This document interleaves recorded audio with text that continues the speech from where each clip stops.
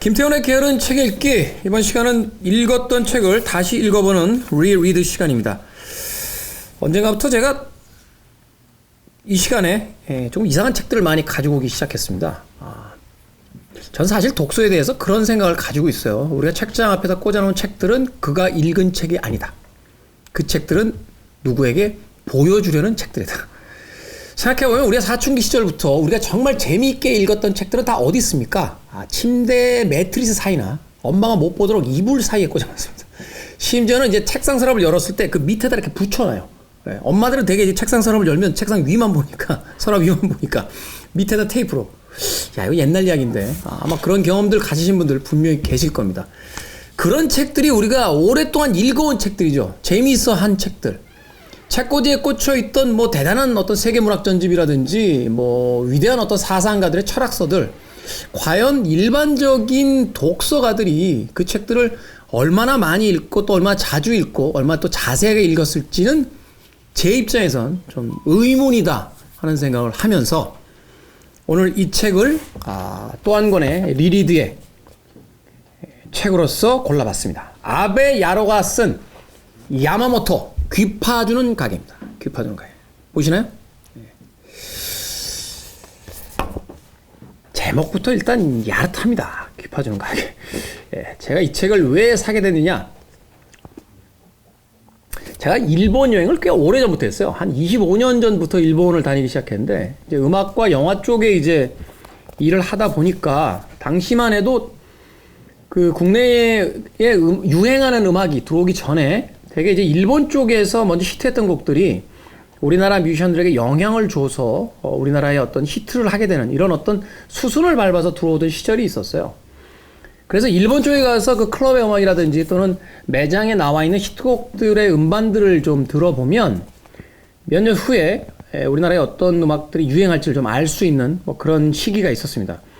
어찌됐건 그런 그 첫 그 이유 때문에 일본 쪽을 굉장히 자주 가게 됐는데, 언젠가부터 일본에 갔다가 도심지에 있는 아주 기묘한 가게의 그 마크들을 발견하게 된 거죠. 이 귀파게 아십니까? 귀파게? 이렇게 생긴 거? 집에 하나씩 다 가지고 계시잖아요. 다 있죠? 귀 안 파? 더럽게? 귀파게가 있습니다. 귀파게를 하는 이제 귀 마크가 이렇게 그 도구가 이렇게 있는데, 그게 이렇게 한두 개씩 보이는 거예요. 이렇게 네온 사인 같은 게 이렇게 돌아가면서. 뭐지? 하고선 일본에서 만난 친구들한테 물어봤어요. 저 뭐 하는데요? 라고 했더니 귀를 파주는 가게라는 거예요. 돈을 받고 귀를 파준대요. 물어봤어요. 귀만 파주냐? 귀만 파준대요. 왜 웃어? 아니, 나 혹시 밥이라도 주는 줄 알고. 귀만 파주 심심하니까 밥 먹고 귀 파나. 왜 웃지? 감독님 크게 터지셨는데 저 그런 사람 아닙니다. 아무튼 귀만 파준다는 거예요. 그래서 호기심이 일었습니다. 당연히 궁금하잖아요. 나만 이상해? 나만?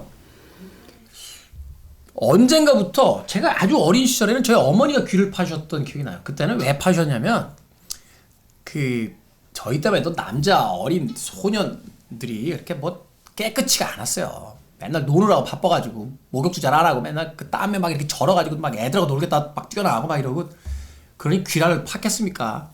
그 어린 나이에. 그러니까 이제 어머님이 빨리 가서 씻어! 그래서 씻고 나오면 귀 파! 그래서 이제 귀 파주시고 그랬다고요. 좀 깔끔하게 좀, 막 이러면서.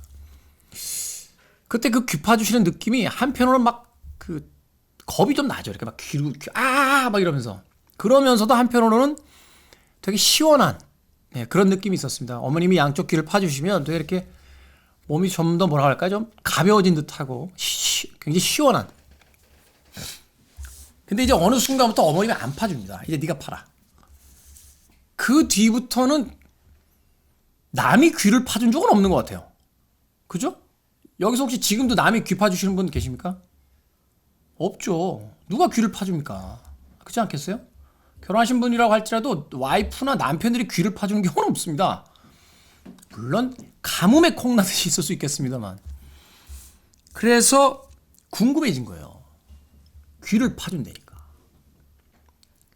그런데 그때는 이미 제가 이미 해외에서도 알아볼 만한 그 셀럽이 돼 있었죠. 되게 유명해져 있었단 말입니다. 그러니까 갈 수가 없는 거예요. 혹시라도 한국인 관광객이라도 만나면 야, 저 사람 그 사람 아니야? 유튜브에서 그 책 소개, 야, 여기 와서 귀를 파. 나쁜 짓을 하는 것도 아닌데 그렇잖아요. 갈 수가 없었단 말입니다. 그래서 안타까운 마음을 품고 있던 그 순간 국내의 대형 서점을 돌아다니다 바로 이 책을 발견하게 됩니다. 야마모토 귀 파주는 가게. 그래서 이날 사실은 책을 살 계획이 없었어요. 약속이 있어서 그냥 구경만 하고, 약속인데 이렇게 책 들고 가면 그렇잖아요. 인터넷으로 주문할까 하다가 그럼 또 늦게 올 수 있으니까 책을 3권을 삽니다. 왜? 앞뒤로 이 책을 가려야 되니까. 그래가지고 책을 3권을 사가지고 이 책을 사왔습니다. 그리고 집에서 읽기 시작했죠. 역시나 재밌습니다. 우리가 상상하지 못했던 이야기들이 펼쳐집니다. 끊임없이 귀를 파줍니다. 끊임없이. 그런데 이 귀 파주는 가게라는 책에 단순한 호기심 이상의 관심을 갖게 됐던 것은 바로 이 아베 야로라고 하는 작가입니다. 어디서 들어봤지? 하고 생각하시는 분들 계실 것 같아요. 이 아베 야로는요, 심야 식당의 원작자입니다. 우리에게도 굉장히 유명하죠. 마스터가 나와서 그 각기 많은 사연들을 가진 사람들이 심야에 문을 여는 식당에 모여들어서 하루의 일과를 끝낸 뒤 그들의 피곤한 일상을 들려주고 그들에게 아주 따뜻한 요리 하나, 밥 한 공기를 만들어서 내놓는 그 마스터의 이야기가 담겨져 있는 아주 재미있는 만화책의 원작자예요. 아베야로. 아베야로가 심야 식당으로 속이 빵 뜨기 전에 썼던 책이 바로 이 귀 파주는 가게입니다. 역시나 구성은 흡사합니다. 심야 식당이 밥을 먹기 위한 식당이라면 단지 이 책 속의 공간은 귀를 파주는 가게라는 것으로 바뀌어 있을 뿐이지 다양한 사연을 가진 사람들이 이 귀 파주는 가게를 찾아옵니다. 어떤 사람들이 오냐면요, 임종을 앞둔 할아버님이 귀를 시원하게 파시고 편안하게 돌아가세요. 그리고 첫사랑에 빠진 중학생이 이 가게에 와서 그 엄마가 마치 귀를 파주는 듯한 아주 뭐라고 할까요? 정성스러운 그 귀 파주는 그런 경험을 하면서 이 첫사랑을 느끼게 되는 이런 또 에피소드가 등장하고요. 아주 거친 야쿠자가 이 귀 파는 가게에 와서 모든 것을 내려놓은 채 자신의 귀를 파달라고 이야기하는 장면. 혹은 남자친구에게 배신당한 한 여인이 와서 자신의 귀를 파달라 하는 이야기들이 이 책의 매 에피소드들마다 등장합니다. 변태 아니야? 라고 이야기하신다면 뭐 딱히 변명할 거리는 없습니다. 왜냐? 이런 이야기는 아무리 변명을 하려 해봐야 경험해보지 못한 사람들에겐 그저 말 많은 변태에 불과할 뿐이에요. 그러니 그냥 변명을 안 하면 그냥 말이 적은 변태로 남는 게 낫습니다. 그런데 이 책을 읽어가다 보면 묘한 진정성을 느끼게 돼요. 그건 뭐냐면 삶의 그 마지막에 가 있는 임종을 앞둔 한 노인, 그리고 첫사랑에 빠진 소년, 늘 죽음과 삶의 경계선에 서 있는 야쿠자, 믿었던 남자에게 배신당한 여인, 그 밖에도 다양한 인물들이 등장하는데 그들은 모두 자신의 일상에 지쳐 있습니다. 그리고 소외당해 있고 또한 긴장 상태에 놓여져 있죠. 그 긴장을 마땅히 풀만한 곳을 찾지 못하고 방법도 알지 못합니다. 그들이 마지막으로 선택하는 곳, 혹은 그들이 그 긴장 상태 속에서 유일하게 잠깐 동안의 평안을 맛보는 곳이 바로 이 야마모토 귀 파주는 가게예요.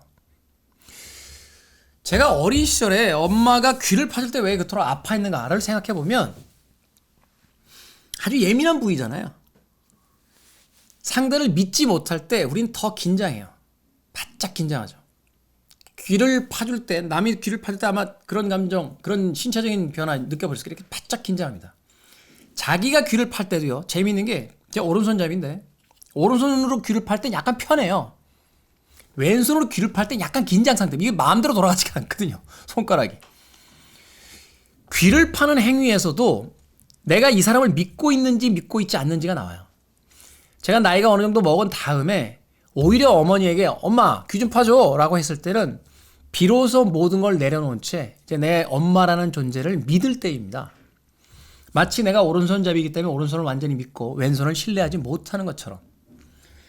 이 야마모토 귀 파주는 가게는 자신의 삶 속에서 지쳐있고 많은 것들로부터 긴장되어 있고 또는 믿었던 누군가에 배신당한 사람들이 찾아오는 마지막 평화의 공간인 셈인 것이죠. 그들은 귀를 파준다는 이 단순한 행위 하나를 통해서 비로소 힐링받습니다. 자신의 힘으로는 마땅히 보이지 않는 곳, 내 눈으로는 완벽하게 볼 수 없는 곳, 그것을 온전히 타인에게 맡기며 평화로움을 느끼고 내가 혼자서 해결할 수 없는 무엇인가를 남이 아주 능숙한 손놀림으로 해결해 줬을 때 비로소 그 공간에서 힐링을 받는 그런 경험들을 이 책 안에 털어놓고 있습니다. 이 책이 가지고 있는 내용이요, 그렇게 심오한 내용은 아닙니다. 그럼에도 불구하고 제가 이 책을 여러분들께 권해드리는 또는 리리드에서 다시 한번 꼭 읽어보고자 했던 이유는 뭐냐면, 놀랍지 않습니까? 이런 소재로 책을 써낼 수 있다는 게. 언제가 이 시간에 한번 이야기했던 것 같고요. 제가 한 번쯤은 꼭 다뤄보려고 하는 책 중에 하나가 쥐스킨트의 향수라는 소설이에요. 세상의 모든 냄새를 맡을 수 있는 한 남자, 그러나 자기 몸에선 아무런 냄새가 나지 않는 한 남자. 쥐스킨트는 정말 천재라고 느꼈던 것이 뭐냐면, 어떻게 이런 소재를 생각해낼 수 있지? 그리고 이 단순한 소재를 하나 가지고 어떻게 300페이지가 넘는 장편 소설을 써낼 수 있었을까 하는 생각이었는데, 아베 야로의 이 귀 파주는 가게는 그런 의미에서 심야 식당이 가지고 있었던 이야기들보다 한편은 더 기발한 이야기들을 들려주고 있다는 거죠. 우리가 그런 소재는 한 번쯤 다 떠올려 보잖아요. 어떤 도시의 뒷골목에 있는 술집, 밤마다 그 술집을 찾아오는 손님들의 이야기. 아마 허영만 씨의 만화 중에도 그와 비슷한 소재가 있었던 걸로 기억합니다. 물안개 카페인가, 안개꽃 카페인가, 뭐 그런 작품이 허영만 씨의 작품에서 있었어요. 심야 식당 같은 경우도 그렇죠. 그리 어려운 소재는 아닙니다. 저녁에 누군가가 일반적으로 모이드는 공간, 그 공간에서 벌어지는 일들. 이것은 우리가 흔히 사용했던 소재이긴 한데, 전 세계에서 귀 파주는 가게가 그 공간으로 등장하는 건 아베 야로의 이 책밖에 없다는 생각이 듭니다.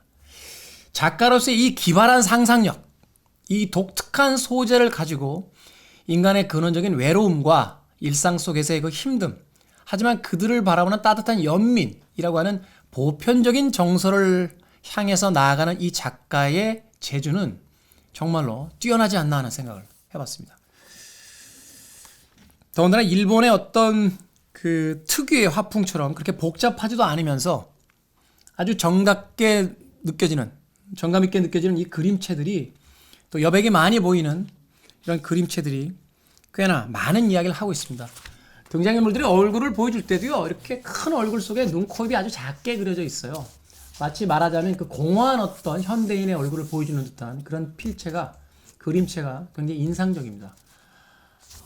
마치 줄리언 호피의 그 현대인들 시리즈에서 표정 없는 그 인물들의 얼굴을 통해서 모두가 똑같아져 버린 획일화된 현대인들을 보여주는 것처럼, 아베 야로는 이 독특한 그림체를 통해서 우리 안에 존재하는 그 공허함을 상대적으로 멋지게 표현해내고 있습니다. 회원 리뷰 평점은 낮습니다. 8.3점이거든요. 좋아요. 귀 후볐을 때의 이상 야릇한 경험들이 우리 모두에겐 다 있다. 어디서 바람이 불어오는 듯한 느낌, 그 느낌에 아베 야로의 예리한 필이 꽂힌 거다. 아베 야로는 아줌마를 통해 그들의 요구를 들어주고 그들의 욕구를 채워준다. 에로틱은 본능적인 영역이 아닌가. 아베 야로는 쉽게 다가가기 어렵고 묘한 영역을 아무런 장애 없이 거침없이 들어가 자유자재로 넘나들며 자신만의 내공을 펼친다 라고 되어 있습니다. 제가 이 후기를 읽은 것 중에 최고의 후기인 것 같아요. 문장도 훌륭하고요. 이 책이 말하고자 하는 바를 아주 정확하게 짚어내는 후기가 아닌가 하는 생각이 듭니다. 에로틱이 나쁜 건가요? 그걸 상상하는 게 이상한 건가요? 볼테르가 했던 유명한 이야기가 있죠. 인간의 욕망을 비웃지 마라. 인간의 욕망을 욕하지 마라. 우린 모두 누군가의 욕망에 의해서 이 세상에 태어난 이들이다. 멋진 이야기가 아닌가 하는 생각이 들어요. 이런 얘기 또 내가 했어야 되는데. 볼테르가 또 다 했어요. 별로요. 도서관에서 우연히 발견해 읽어 내려갔다. 심야 식당도 그랬지만 덤덤하게 아주 에로틱한 장면들이 나와서 장소를 잘 가려서 읽어야 한다. 평범한 이야기를 잘 풀어낸 능력은 감탄하지만 그럼에도 불구하고 왠지 기대보다는 심심한 느낌을 지울 수 없다. 그러니까 뭘 기대한 거야? 뭐 아주 노골적으로 에로틱해야 된다고 기대하신 거예요? 응? 간간히 나옵니다. 실망할 정도는 아니에요. 간간히 나오거든요. 야마모토 귀 파주는 가게. 책장 앞에 꽂혀있는 책이 아닌 그 옛날 우리가 침대 매트리스 사이와 이불 사이에다 숨겨놓고 보던 바로 그런 책의 재미가 이 야마모토 귀 파주는 가게에 있습니다.